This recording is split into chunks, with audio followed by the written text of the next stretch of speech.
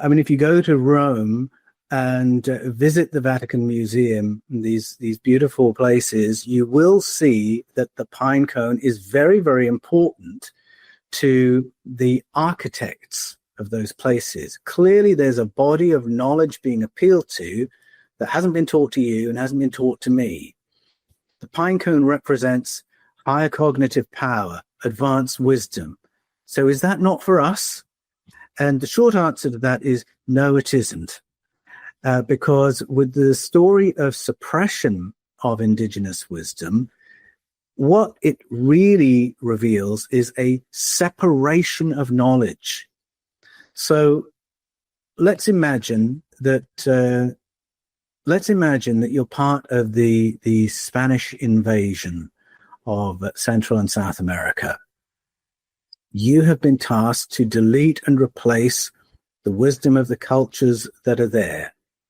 Now, if you are a pope or a king or queen of Spain, you are going to be in a privileged position, because any copies of books that seem valuable that weren't burned are going to make their way into your libraries.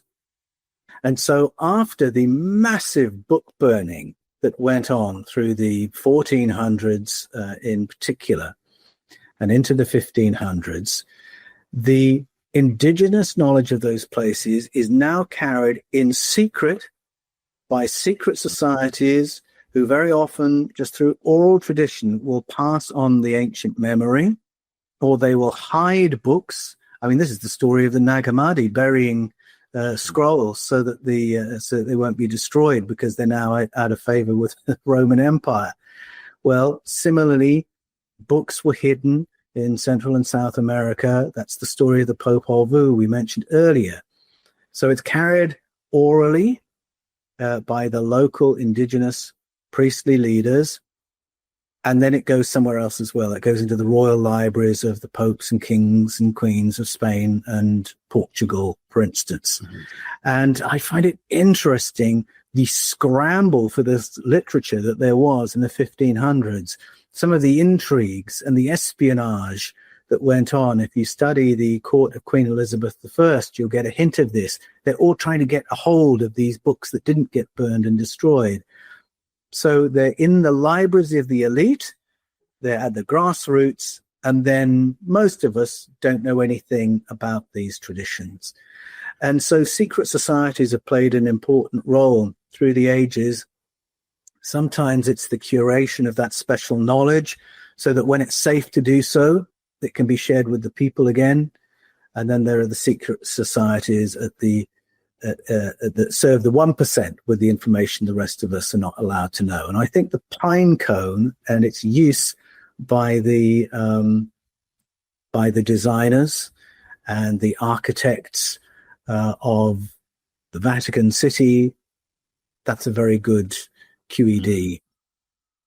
There's an interesting anecdote, I believe, about Napoleon having taken the Vatican Library out of Rome and brought to Paris.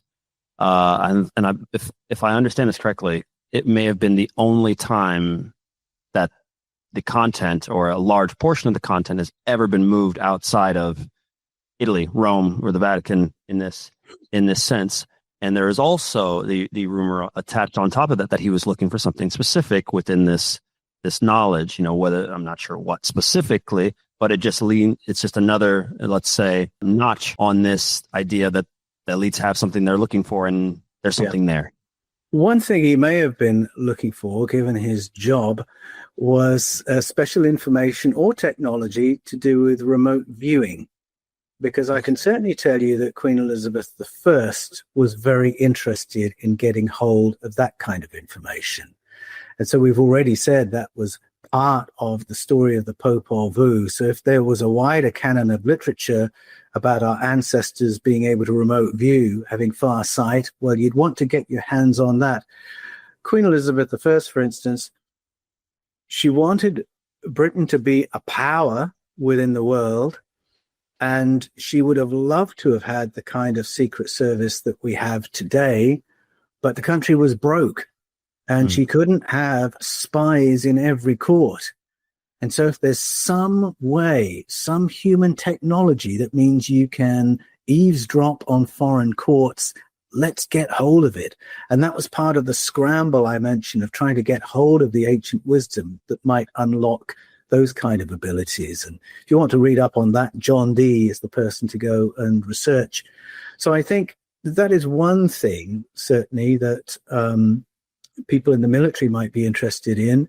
But also, I think ancient stories of portal technology, if there's any possibility that there was a civilization that knew how to do that in the deep past, well, you would want that in your hands rather than enemy hands if you're seeing the world through a military lens. So those are a couple of things right then and there that might be of interest to a military leader. Of course, you might also be interested in replicating Kukumatsu's vapor and spray it over your enemies to give you a bit of an edge. So there are lots of reasons. And the fact is that military intelligence, certainly military intelligence in the United States of America, is very interested in these ancient stories for exactly these reasons. Yeah, that's exactly where I was going to go with my next question was there's no reason to believe that power has changed or the idea of power and control has changed. You're going to want to have superior knowledge, superior technology. And if Queen Elizabeth is searching for it back then, there's no reason to believe that any government body right now either isn't housing it, searching for it. And so, I mean, I've definitely heard stories, and it may have been, I'm not sure if it was potentially even on your guys' project where I saw some of that. Do you guys run into any bumps, or are you guys running into any bumps with military, governments saying, well, Paul, why are you telling everybody about my special stuff here? You know, is there any pushback in that way? Oh, that's a very good question. I think for the most part, I am occupying territory that the powers are reasonably comfortable with, because I think that there's always some effort to have the public sufficiently in the know so that if all of a sudden disclosure of present contact becomes inevitable, becomes something that they can't control, they don't want the general public to go into a blind panic.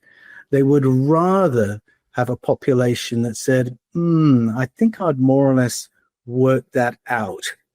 So there's an extent to which the powers, I think, are quite happy with a lot of the work I'm doing.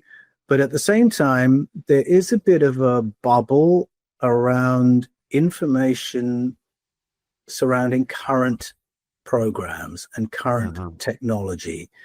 And I won't go into detail, but just say I'm aware there's a bubble around that information that has some bearing upon myself. All right, if you enjoyed that clip, you can check out the full podcast by clicking right here. And if you want exclusive content, join our newsletter, become a badass member, thewayofwilljohn.com. The link is right down below.